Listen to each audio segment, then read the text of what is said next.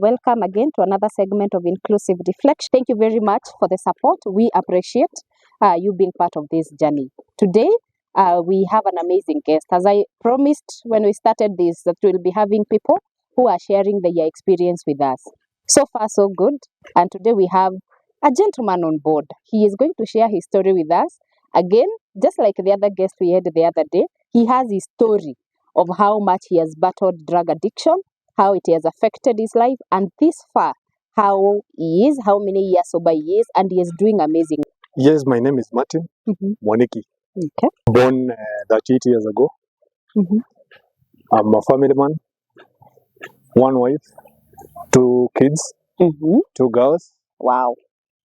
One grade 5, the other one is 3 years, and I'm happy about them. Wow. Yeah, I'm a JQuad graduate, diploma in IT. Currently, I'm a driver at Millbrook International School. Kwa here at mwalimu. Embu. Oh. Upper Embu, Yeah. next to Isaac Walton. And we are doing great work. Wow, that is amazing, amazing. Please, even let us first get to know how many years sober so far? This is my 4th year. I'm about 3.5 years, so I'm moving to my 4th year. Okay. Yes, That is amazing. since 2021, April 26. Nakwambia mko na mpaka tarehe kwa akili. Zote tunaziweka. Now, please let us get to understand where were you born? How was your schooling years? Where did this issue of drugs start? What were the reasons behind it? Because I've come to realize people get into drug addiction for various reasons. Now, nobody gets into drug thinking they are going to get addicted. Some even do it for fun. Some, as we know, peer pressure. So, Martin alizaliwa wapi? How was your childhood like? And also take us through when you started this drug thing. I was born in a Christian family. Okay. Actually, my dad is a priest. Martin. My dad is a priest in a ACK church. His name is John Gichangi, Canon John Gichangi. Then You are Canon Gishangi's son. Yeah. Okay, I'm an Anglican. I've served with your dad in the youth ministry in the diocese for a while. Yeah, I was brought up in church up to now. Though at some points in life, after my teenage, I started deviating somehow. That was due to issue of teenage, the peer influence. Yeah. But that was not very. It was sometimes after college. Okay. Yeah. The issue about drugs, I started trying to smoke due to curiosity. Curiosity. Yeah. Okay. I was curious to find out what is behind What is smoking. this feeling? Yeah, that feeling behind smoking. Yeah. When I was in primary school, in class 6. You are curious at a very tender age. You know, I used to see people smoking. Okay. Some people in our family, they were smoking. Yeah. And they used to send us to go and to go and buy some cigarettes for them. Yeah. Then I could just come and stand and look at them when they were smoking.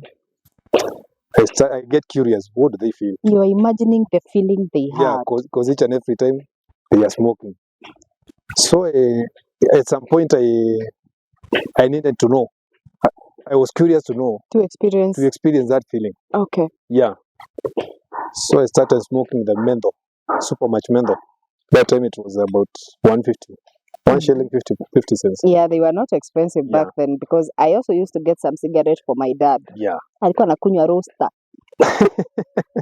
That one was 50 cents. Yeah. Oh, it was 30 cents that time. Okay, I think in our time it was around 1 bob or something. So after I went to high school, yeah, now I started becoming a smoker. Okay. In Form 1. I continued with that life. Even I started being a peddler. wa cigarettes, smoke, weed. Hiyo ni bangi. You graduated from cigarettes to bangi. Your curiosity grew. Yeah. Then I started drinking, taking alcohol.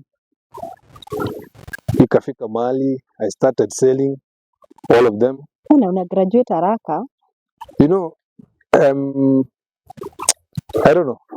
I think the devil really wanted to use me. Let me ask a question. Yeah. All this time you are graduating from cigarettes to bangi, to kukunywa. Have your parents at any time like suspected you are into drugs? When I was in Form 2, my dad started suspecting because of my performance in school.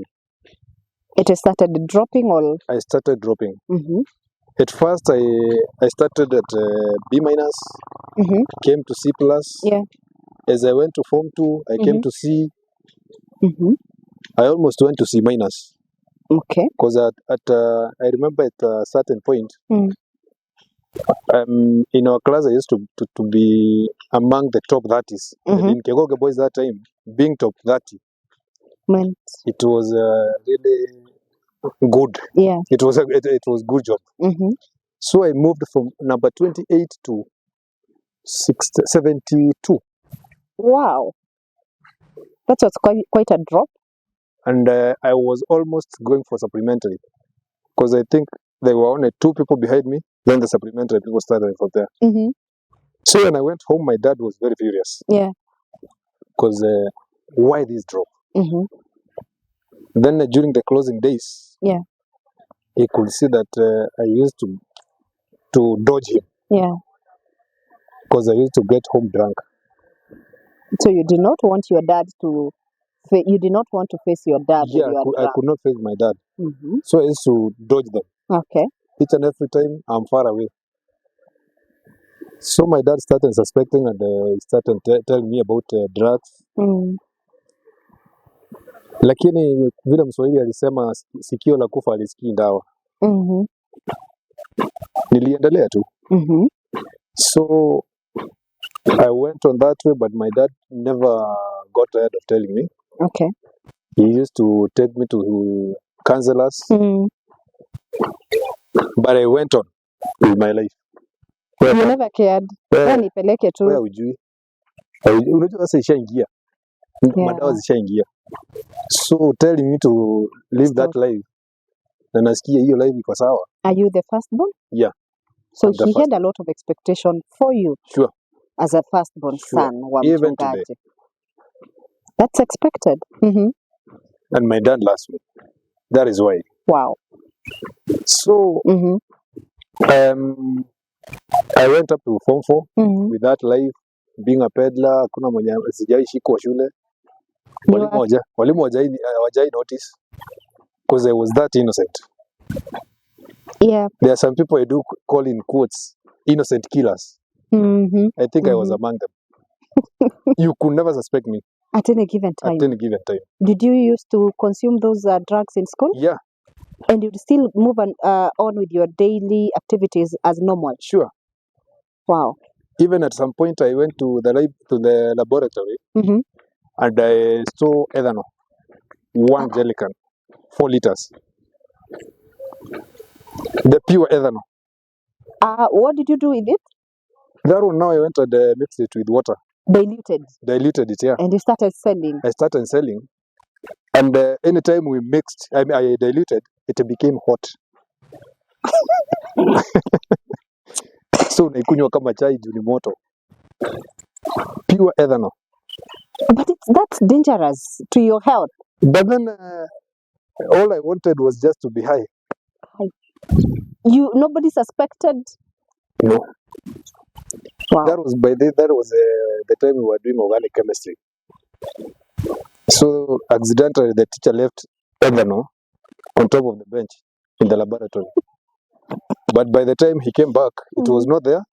A whole jellican. Then we told him, because we knew that there were several jellicans. He went with it back. Okay. So there was a cover up even from my troop. Yeah.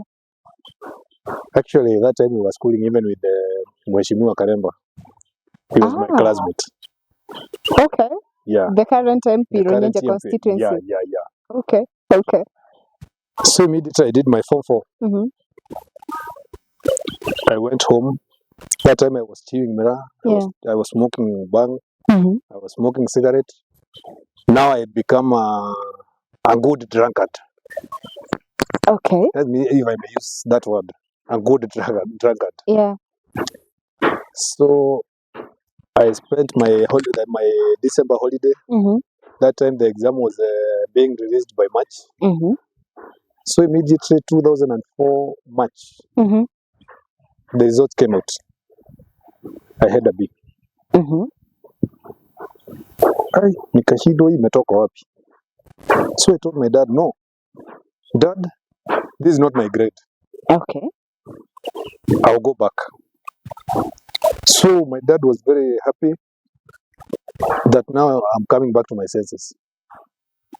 I went back to school. Actually, I did good. I did read that time. Nilisoma kusoma kama sitawahi soma tena. And even the teachers in Kigonga that time, they noticed. You went back to the same school? The same school. Okay. So I went and I did my KCSE again. Yeah.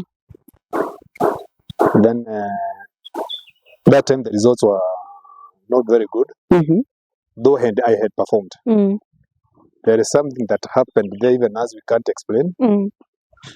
Because, okay, reasons well known to the teachers and the principal, the invigilators. We got a Y, the whole class in mathematics. Okay. So I was affected. So I became so desperate. So what grade did you get this particular time that mathematics results is a Y? That means there were some irregularities in mathematics test. Yeah. So I got a Y in mathematics, and I was among the best that time in our class. Actually, if I could have done the calculation of the points, the 6 subjects, I had a B plus already without mathematics, 72 points. So I think I was going for an A. Without mathematics, this that you have been given a Y, you have 6 subjects. I had a B plus. You had a B plus already. Yeah. Okay. I think that time I was going for an A. I was sure of what I was going for. You seem to have been really focused. Yeah. So did this focus this particular time reduce your intake of the drugs, or you are still in them? I was in them, but not that much. I think over that time I reduced the intake. The intake. Okay. That 1 year. Yeah.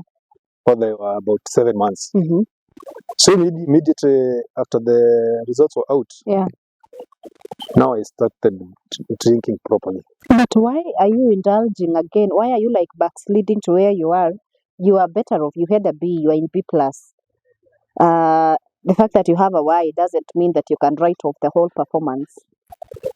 Actually, you see, my best subject was mathematics, and now it is a compulsory subject. So my B plus won't work for me. Oh, okay. I think you get it now. Yes, I do. So I became so desperate. I became so discouraged. I think my discouragement led me to drugs. That was in 2005. It led me now to drugs completely. Yeah. Fortunately, in May, my dad just told me to enroll in a course. He will take me for parallel degree. Okay.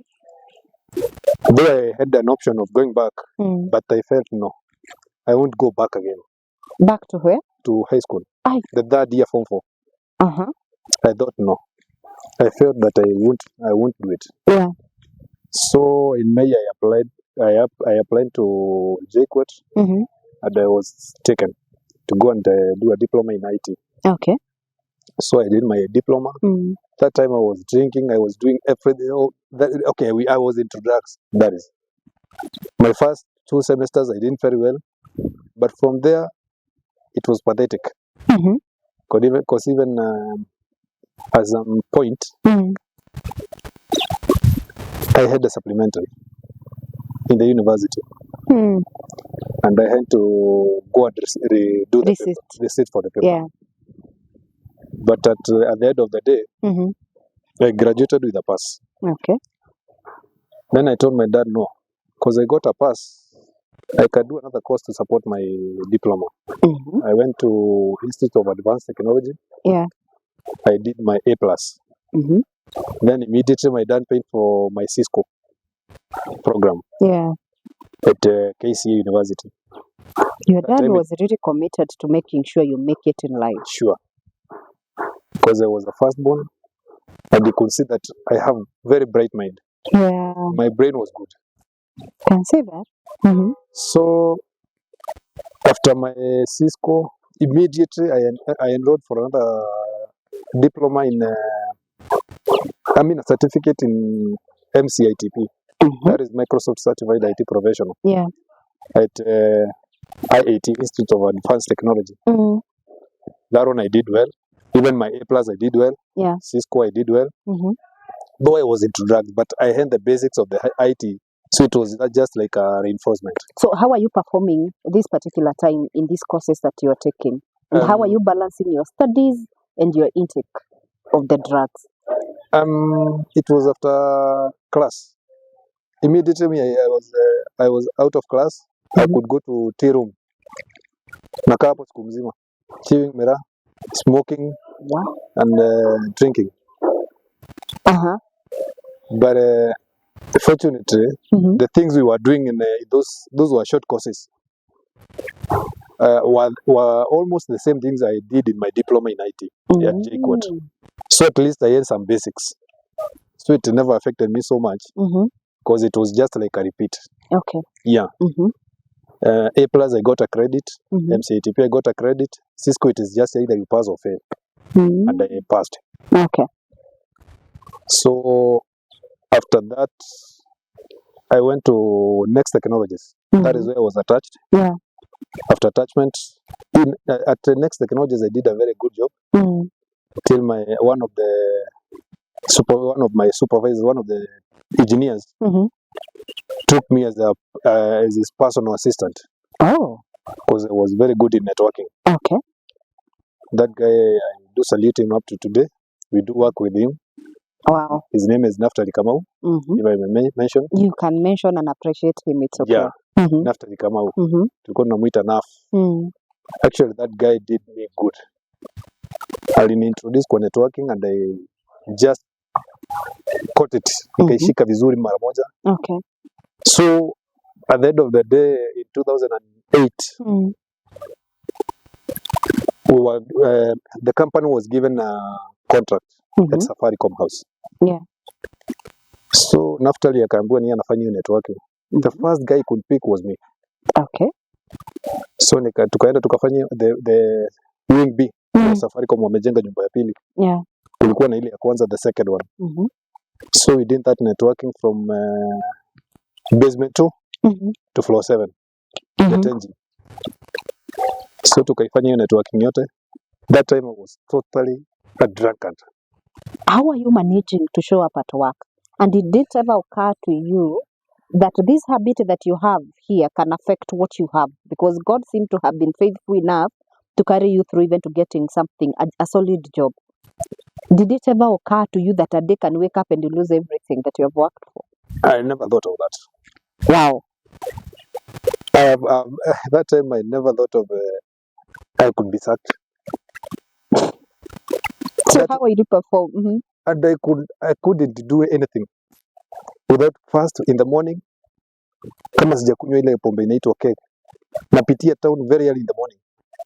There were chums, hizo bars zilikuwa zimefunguliwa hiyo asubuhi mapema, so tunaenda kutoa lock. It was already that bad. Yeah, lazima ningepitia town Nairobi, at least I take a cup ile kubwa ile. And where were you living at this particular time? That time I was living at Kayole. Okay, Kayole to Chao to West. Yeah, to West. Okay. Actually tulikuwa tunachukuliwa na gari hapo town ya job. Okay. Hata ukisikia nikinuka pombe na kuambia ni ya jana. So tukafanya hiyo kazi, tukamaliza. That was in 2009. Ndio hiyo kazi tulimaliza. Okay. Then kuna watu walikuwa the supervisor alikuwa awache watu wawili huko to be on standby. But I was so good in that networking. Yeah. Lakini angeniacha. Kwa nini? Nitaharibu kazi ya kampuni. Ndio ulevi. Alikutolerate tu venye wewe na ulevi yako. Your good job made you to be kept on the job. So alikuwa anasema yeye anataka tukae na yeye. Yeye alikuwa tu kama mimi, lakini I thank God hata yeye aliwacha kama mimi. I thank God aliwacha. He was also struggling with the same. Yeah. No wonder mlikuwa mnaelewana, because if it was to some extent I would feel if it was another person that was not using, he could have been out of the job sooner or later. The only thing he was not using was bang na mira. Yeye alikuwa pombe. Alikuwa pombe na sigara. Kwa zote. Mimi niko kwa zote. So after 2009 wakati sasa ilikuja ikasemekana mimi sitawacha huko. Okay. Actually the boss ni alisema hapana, Vaite asibaki huko. So ikabidi tumerudi Next Technologies.